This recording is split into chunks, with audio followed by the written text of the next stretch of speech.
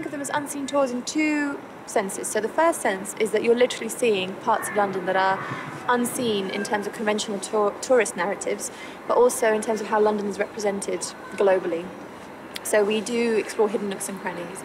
And then also unseen because you're seeing the city as it is, but through a previously unseen perspective, through the eyes of a homeless person. My name's Viv and I'm an unseen tour guide. The attractive part of the unseen tours was the fact they were talking about history as well as homelessness, and I've been sleeping rough. My name's Hazel and I was born in London. Hello, welcome to London. My name is Henry. I'm a citizen of Netherlands and I've been living here since '95. I'm Liz. I came to London when I was at college and I met my boyfriend. My name's Vincent and I stepped rough around here and also squatted here. But I first got to know the area when I originally came over from Dublin to train as a chef. So I'll show you all those spots on the tour. Jeg er ikke engelsk, jeg kommer fra Norge, ikke sant? I speak Danish, Swedish, Norwegian fluently. September it was. One week I had about 7 Danish ladies, and I did the whole tour in Danish. But anyway, Bleak House is number 57 to 58, Lincoln's in the Fields. What do you do? Do you teach? No, I'm a tour guide. Oh, you're a tour guide. Do you go them ghosty ones? No, I don't do ghosty ones. I do unseen tours. Hang on. It's one of your cards. I'll give you one of my do that cards. with you one of these days. We have Viv, who's our Covent Garden guide, and Viv's specialty is the performance element. She projects beautifully, she explains things very clearly, and she's also a very feisty lady, so people really get a feel for what it's like to be a woman on the streets and how her resilience has seen her through that. What's the Viv factor in the tour? The tour is built along the route where I used to sleep. It's my personal story. The far end, that's my bench. But behind there, that's when I moved into the park with my partner, that's where we lived. And then when we started going out together, we moved the 2 benches together.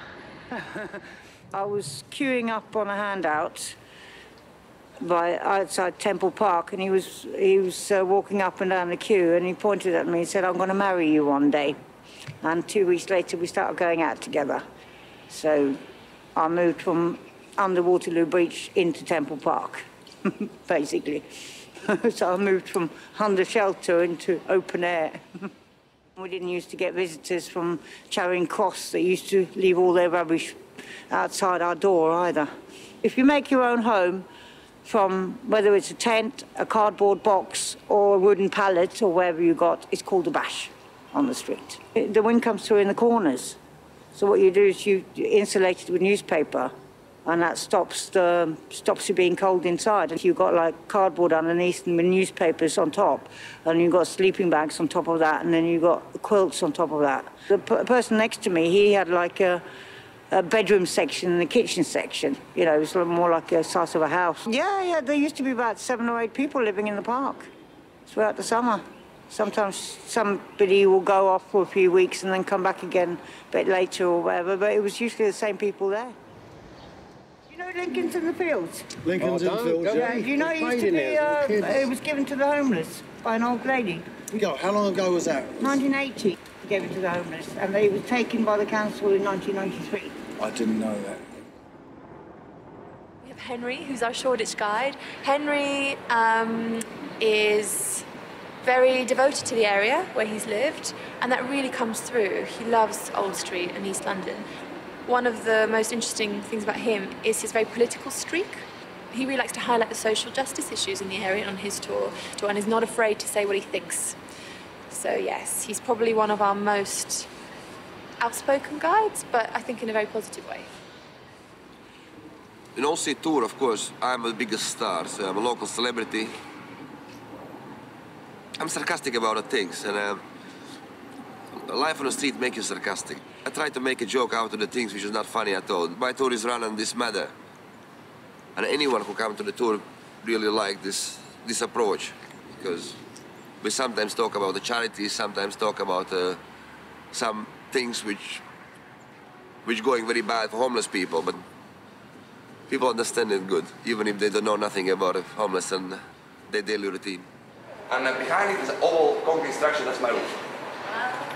When police come, they actually they find me sleeping there. They ask me to leave because they said I'm obstructing a public highway or interfere with street system in London. So basically, I'm blocking a city road and Old Street Road crossing. Yourself? Yeah. Myself, not a roundabout, just me. And then when they move me, they pour water there and stuff. Just make sure I'm not coming back. 2 years ago, I was sleeping behind a Shoreditch church, and it was quite cold, so I got myself in a sleeping bag and I closed it totally, put it over my head, so I was just like a big worm on the floor. And during the night, some group of guys came and they started kicking shit out of me. So they were, I don't know, 8, 10. So that they were like kicking me, punching me, and I was still in the sleeping bag. I couldn't get out.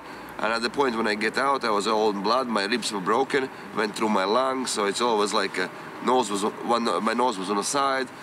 So all was, and there was like then I see that there was like 14, 15, 16-year-old boys. There's like all gang. They were trying to film me on the camera. After you've been on the street for some time, it's really hard to go out and get a job because low self-esteem, of course, and appearance. You need to keep appearance as well. People on the street, they like lack of dentists, lack of this, lack of that. At the end, you, I don't know, lose your teeth, and then you get in a fight, you get some scars. I'm still creative. I'm still doing the sculptures at the time, and I can't. Normally not in the winter because fingers are frozen, so I can't really use the chisels so good. Some ways better, but there's no much space for creativity here for homeless people. So they would be better if there were some workshop places where the artists could go and work, even if they're homeless. Well, that's so pristine, that one. Made, isn't it? It's like a doll's house. It is like a doll's house, yeah. Vinny's quiet and reflective and thoughtful, but I guess his strong point is that he's absolutely fantastic with the history and absorbing the sort of nuances of the area. He does the Mayfair tour, and he is very quiet, but you see through that a certain quiet strength the whole way he does the tour, and his sheer knowledge and enthusiasm for learning about the area because he's always coming up with new stories. So I think Vinny's very strong with the history. Mayfair gets its name from a fair that took place at the beginning of May for 2 weeks. And so you got a lot of farmers and producers would all come together. But over time, the fair got a really bad reputation, kind of attracted like a really bad element and criminals and prostitution. Even today, there's still about 20 brothels here. It's nice to put the cards up in the phone boxes here. Oh yes. They advertise or whatever services in the area. And I used to get paid about £20 for every 100 I did or something. But yeah, it kind of became illegal a while ago. I've always been interested in photography and kind of photo journalism, so I did a bit of that in university. And so I had an exhibition at Westminster Council, and most of the stuff I was doing was around addiction and prostitution. Again, sort of doing something similar to this, kind of showing people how, that kind of life. I used to kind of come back here at night time and kind of sit up here and read the papers for a while and kind of check out all the galleries and pictures. And then just come back here and crash out. Quite lonely sort of experience, and the only people you have sort of contact with are through sort of agencies and whatever, the police and things like that. Who are you?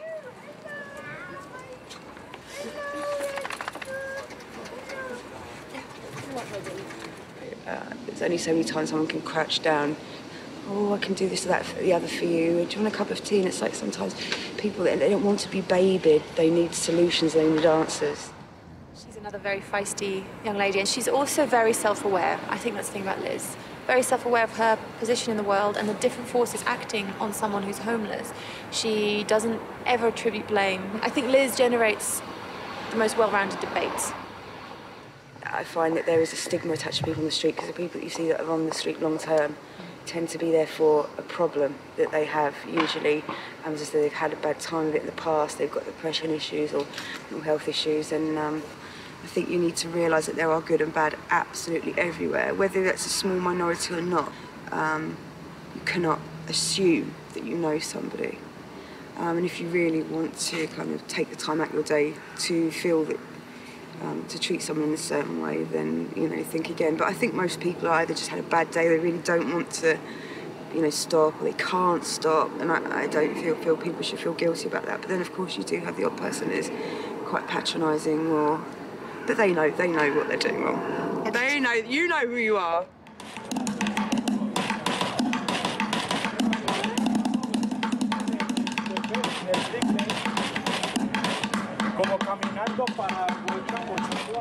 Some of you might know the area for the bombing that took place in the late 90s. There was a guy going around London targeting minority communities. He went to Brixton and targeted the black community. He went on to Soho, targeted the gay community, he came here to target the Islamic community, and he got arrested here. And yet, this is a big Islamic community here, the same Bengali community. The street is split up with two ends. This end, a lot of vintage clothing shops, bars, restaurants, indoor markets. The other end, curry houses.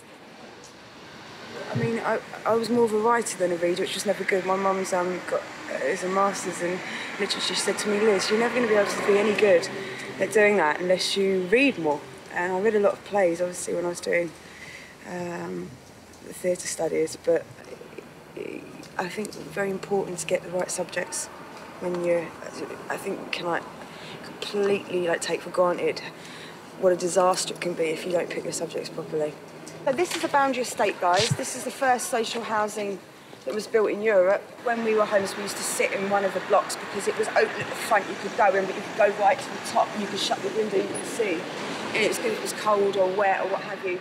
And actually, I mean, I didn't see it as a way to earn money before because I wasn't getting that many people on the tour, but the more people that come, it's actually, you know, can be quite worthwhile. And yeah, references, and I'm going out with one of the girls, one of the buddies, just going out for Christmas lunch in a couple of weeks, so I've made some friends out of it.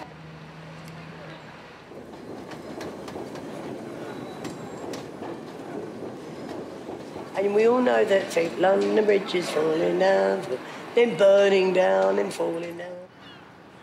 Hazel, our London Bridge guide, is a very complex, sensitive, intelligent lady. She was our original guide, and she brings a wonderful warmth and sense of humour to every tour.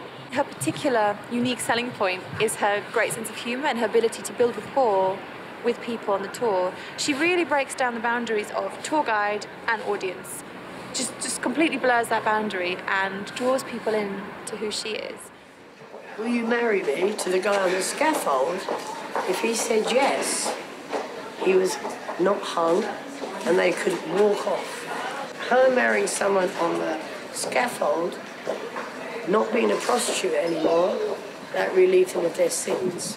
So they could get away with their, yeah. But what about him? Yeah, they could both go. Yeah. If he said yes, off they went. Yeah, that's an amazing bit of thing I found out about that. Weird. It must have been strange. No TV.